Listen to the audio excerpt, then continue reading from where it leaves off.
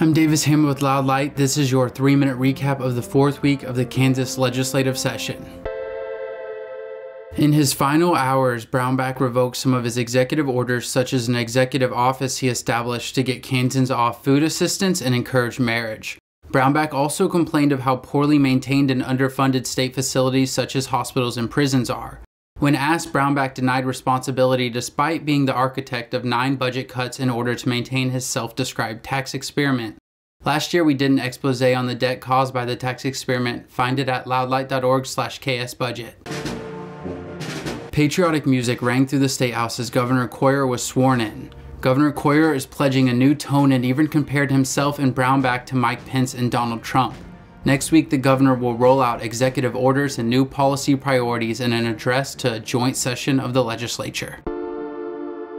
A concealed carry reciprocity bill was debated that would force Kansas to accept any other state's concealed carry permits. There were several amendments on the floor.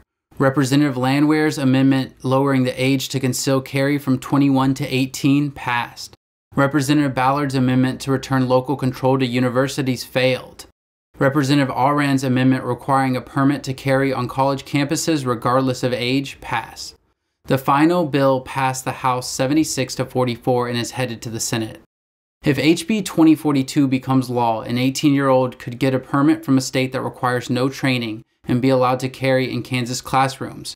Critics view the NRA's strategy of pushing reciprocity as a backdoor to national concealed carry. The House unanimously passed a second gun bill, HB 2145, that makes it illegal for convicted domestic abusers to possess a gun.